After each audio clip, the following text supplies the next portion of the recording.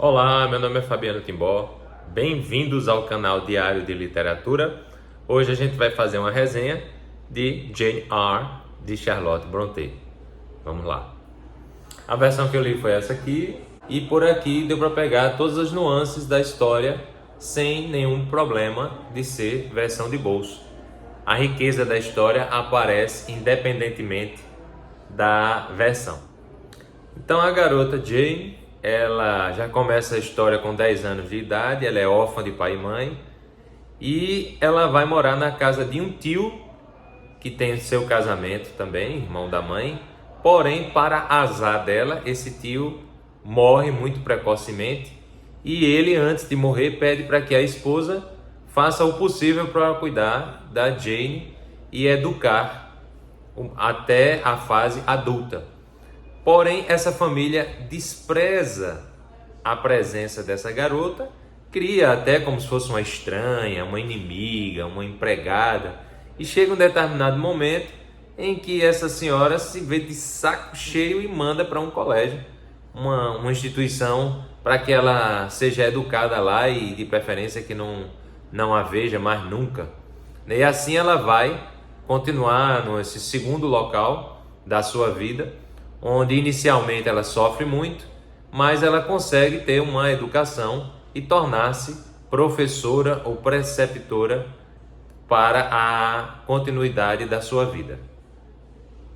Bom, nessa segunda parte da história, ela anuncia no jornal a função de preceptora, ela é aceita pela governanta de uma casa para cuidar da educação de uma criança e ela resolve tomar a rédea das vidas nas próprias mãos.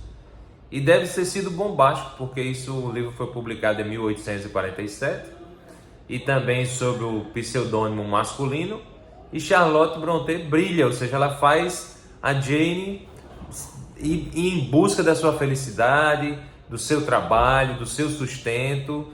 E ela, que já não tinha pai e mãe, não tinha dinheiro, não tinha nada, ela se lança nessa busca, esse emprego, esse trabalho, ganhando 30 libras por ano, e resolve aceitar e vai cuidar da educação dessa criança, dessa casa, que é Adèle, nome francês, é difícil de dizer, e ela vai cuidar dessa educação e conhece, naturalmente, no segundo momento, o dono do local, que é o Sr. Rochester, ao qual ela começa a travar diálogos extremamente interessantes, intelectuais, e esse patrão, ele começa a perceber que ela tem qualidades muito interessantes e que o agradam bastante, e ela poderia ter um posto até de governanta, que era da senhora Fairfax, mas assim, ela continua como preceptora nessa segunda parte da história, e com relações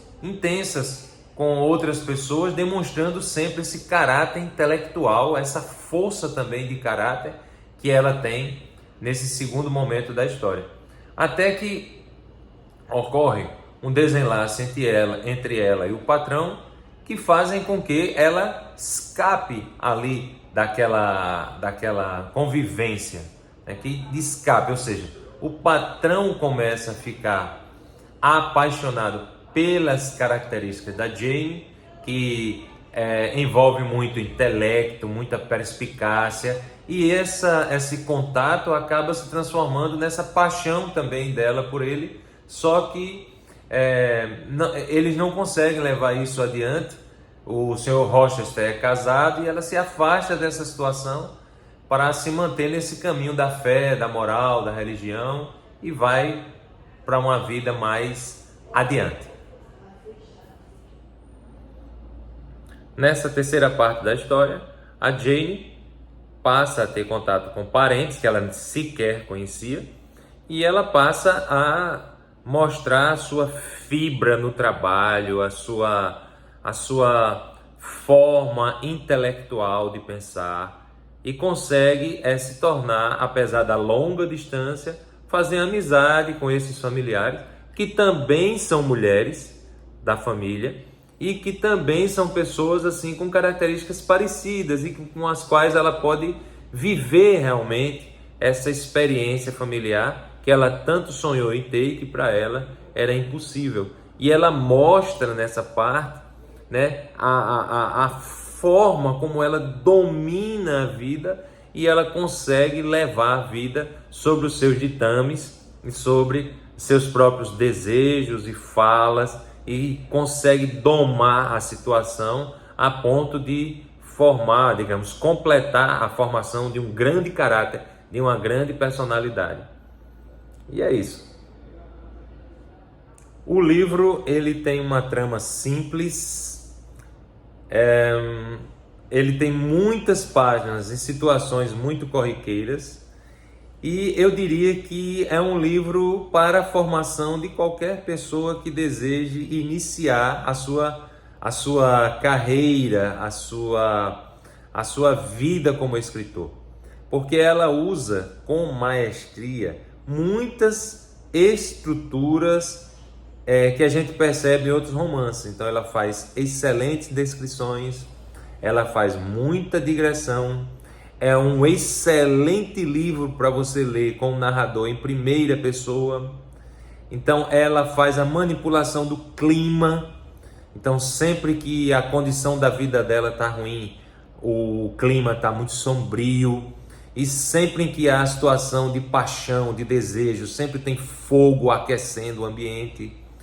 Quando ela está feliz, quando ela está caminhando pela floresta e que é um momento de muita alegria, então você tem muitas nuvens no céu. Então existem essas e outras características que grandes escritores usam e que ela usa de forma fantástica. Não existe nem uma ponta solta no livro. Tudo é amarrado, tudo é explicado de alguma forma, o que deixa a história ainda mais legal, mais palatável. E o que incomoda um pouco é que essa história ela não tem assim grandes antagonistas, grandes. A história se passa realmente com a personagem principal e que vai sendo conduzida mais uma característica mais de novela, mais assim, aquele tema único, aquela coisa que vai até o final. E para quem não gosta muito de descrição, pode ser que ache o livro um pouco chato, né? Principalmente essa parte do meio, onde não tem assim grandes emoções, e ela descreve até a grama que ela pisa, até a cor dos olhos das pessoas. E pode ser que não seja um livro assim, ele é um livro de força, mas pode ser que ele não seja um livro de emoção. E é isso, espero que vocês tenham gostado. Sugiram livros para que a gente continue lendo, se estimulando, discutindo. E é isso aí, um abraço e até a próxima leitura.